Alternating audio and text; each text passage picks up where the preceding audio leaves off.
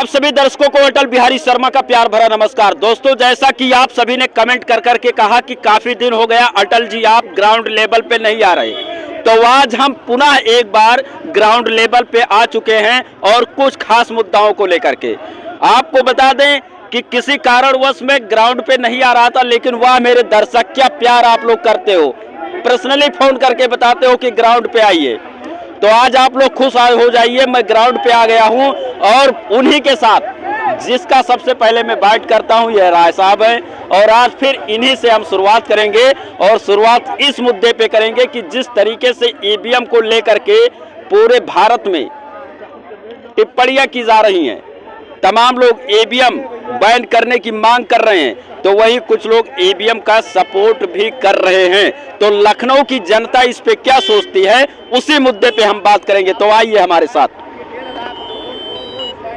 जी राय साहब, आपका काफी दिनों के बाद हमारे चैनल पे बहुत बहुत स्वागत है। जी बहुत बहुत धन्यवाद। आपने मुझे आप अपने चैनल पर मुझे खड़ा होकर के आप हमसे रूबरू हुए, मैं इसके लिए आपको बहुत बहुत बधाई देता हूँ। जिस तरीके से आप देख रहे हैं ईवीएम के लिए लोग मांग कर रहे हैं कि ईवीएम को बैन कर दिया जाए, तो कुछ लोग ईवीएम का सपोर्ट कर रहे हैं, और एक तरफ जिस तरीके से राहुल गांधी भारत जोड़ो यात्रा न्याय यात्रा निकाल रहे हैं, इंडिया अलायंस को मजबूत करने का प्रयास कर रहे हैं, कोशिश कर रहे हैं, तो वहीं पर जो लोग इंडिया अलायंस में शामिल होते हैं तो वो कहीं ना कहीं से हट भी जा रहे हैं। जैसे नीतीश बाबू को ले लीजिए बिहार, ममता बनर्जी भी लग रहा है कि कुछ ऐसी बातें कर रही हैं जिससे लग रहा है कि वो भी इंडिया अलायंस का समर्थन कहीं ना कहीं से करने में कतरा रही हैं। उधर आपने देखा झारखंड में, तो क्या आपको लगता है कि ईवीएम की गलती है या फिर ये इंडिया गठबंधन जो है मजबूत होने के कागार पे है, इसलिए जो है इंडिया गठबंधन आगे जाएगा, या फिर राहुल गांधी सिर्फ न्याय यात्रा ही करते रह जाएंगे? देखिए, आपका दो सवाल है। पहला सवाल तो ईवीएम से संबंधित है। आप समझिए कि जो आज वर्तमान प्रधानमंत्री नरेंद्र मोदी जी हैं, ये कल जो है इसी ईवीएम पर सवाल उठाते रहे हैं कि ईवीएम में ये फॉल्ट है, ईवीएम में वो फॉल्ट है, ईवीएम को के माध्यम से सरकार जो है अपने को चुनाव जीत लेती है।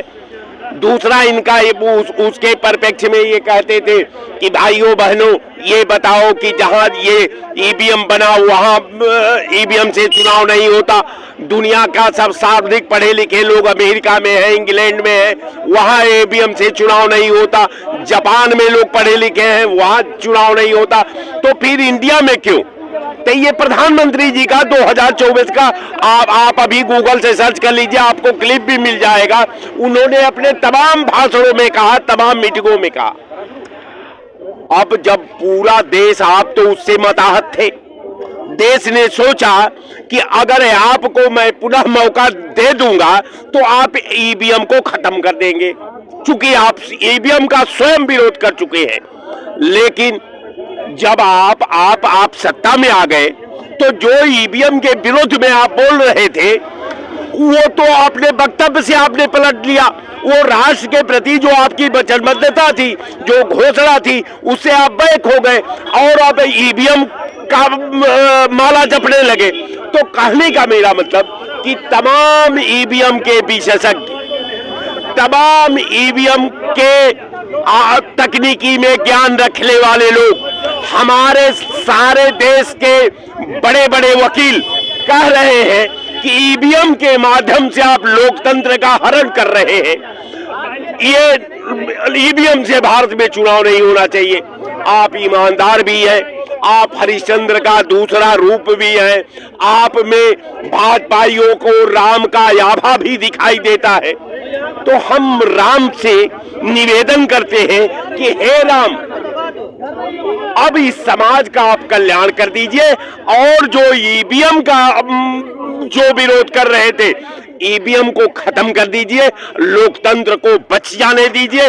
जबकि आप ही कहते थे कि ईवीएम लोकतंत्र का हरण कर रहा है, तो अब आप प्रधानमंत्री हैं, आप कसौटी पर हैं, देश आपसे जानना चाहता है कि आप जिस ईवीएम का विरोध करते थे उस ईवीएम पर आप क्यों 10 साल से चुनाव करा रहे हैं। तो कहने का मतलब कि भारतीय जनता पार्टी क्या कहती है, क्या सुनती है, क्या कार्यक्रम बनाती है, कैसे देश का रख रखाव करती है, हम समझते हैं कि इस देश का एक नौजवान से पूछ लीजिए, इस देश का किसान से पूछ लीजिए, इस देश का मजदूर से पूछ लीजिए, इस देश का भड़ाल से पूछ लीजिए, और किसी भी क्षेत्र में आप देख लीजिए।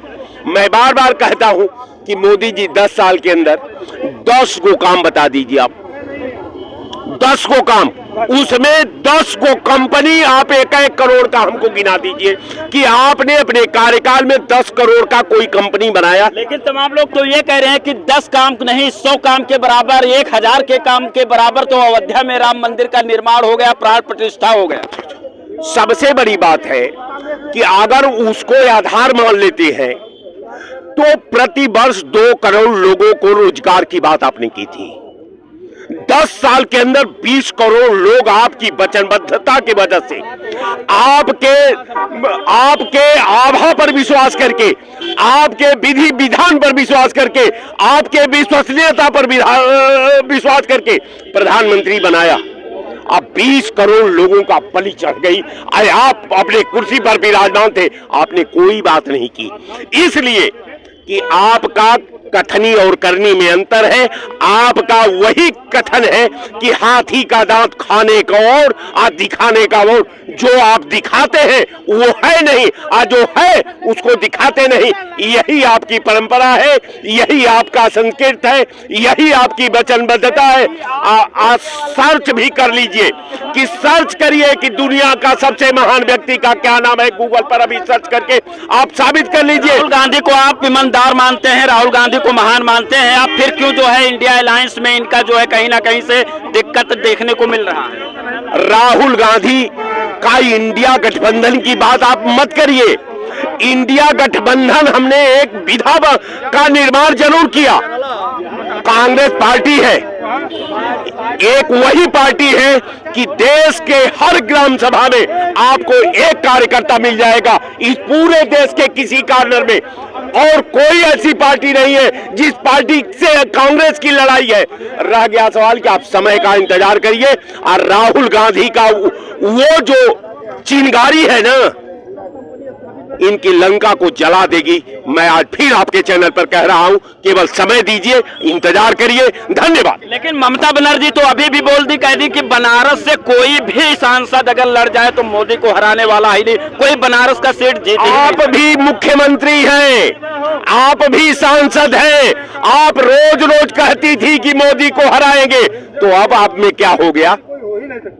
अगर नहीं हराना है तो अगर भारतीय जनता पार्टी को तुम हराना चाहती हो तो तुम इंडिया गठबंधन में खड़ा हो जाओ, और मोदी को वाराणसी में हम हराएंगे, ये आपसे वादा करते हैं। ये वादा है कांग्रेस का कि मोदी को वाराणसी में इस बार हराएंगे। अब कब कैसे हराएंगे ये तो युद्ध में पता चलेगा। तो देख लीजिए, इनका मतलब है कि मोदी को बनारस में कांग्रेस हराएगा। और लोग हैं, क्या नाम है आपका? क्या लगता है जिस तरीके से ईवीएम को लेकर के बवाल मचा है, उधर जो है इंडिया अलायंस को मजबूत करने के लिए राहुल गांधी न्याय यात्रा निकाल रहे हैं, साथ ही वो लोगों से मिल रहे हैं, लेकिन वही इंडिया अलायंस, चाहे वो बिहार में नीतीश बाबू को देख लीजिए या फिर ममता बनर्जी भी अब छटकती हुई नजर आ रही हैं। क्या लगता है आपको कि ईवीएम की कमी है या फिर राहुल गांधी की कमी है कि जो ये लोगों को मजबूत नहीं बना पा रहे हैं? नहीं, देखिए राहुल गांधी सही कर रहे हैं। अब बैठे के घर में कुछ होगा नहीं, वैसे भी इलेक्शन आ रहा है तो वो डोर टू डोर जा रहे हैं, लोगों के पास मिल रहे हैं लोगों से, तो उसमें कोई दिक्कत नहीं रहा इनका। तो अभी जो प्रशिक्षण का आया है, जो सबसे बड़ा ये भ्रष्टाचार में आया है, उसमें 9 स्तर नीचे गिर के बीजेपी इंडिया 93 पे आ गया है। भ्रष्टाचार में 93% है, और आपका जाके 93% में हम भ्रष्टाचार में आ गए हैं। 8 पॉइंट बढ़ गए हैं हम, जो अभी हाल ही में इंडेक्स आया है। IMF का जो आया है उसमें बता रहे हैं कि 80 करोड़ लोग गरीबी रेखा के नीचे हैं, और IMF ये बताया कि 15 से 29 साल के बीच में बेरोजगारी दर 80% है, जिसके लिए इजराइल लोगों को भेजा जा रहा है।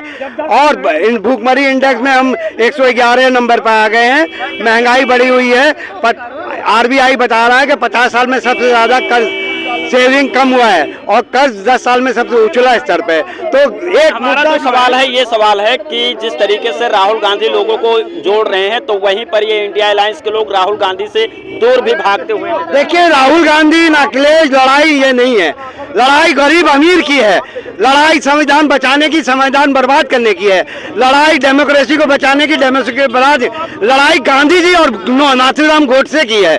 यहाँ जनता की लड़ाई। गांधी जी कौन है और गोडसे कौन है? गांधी जी कौन है, गोडसे कौन है? जो गांधी जी के विचार में है वो गांधी जी का समर्थक है, जो गोडसे के विचार में है वो गोडसे का समर्थक है। और ये लड़ाई आम जनता की मोदी से है, जो उनसे खफा है। पार्टी से कोई मतलब ही नहीं है, कौन पार्टी कितना कमजोर है, जो पार्टी लगेगा कि फाइट दे रहे हैं जनता उसको जिताएगी। मिला कि आपके कहने का मतलब है कि 24 में बदलाव हो जाएगा। 24 में बदलाव निश्चित तौर पे होगा, क्योंकि इनके मैक्सिमम सीट्स आ चुके हैं।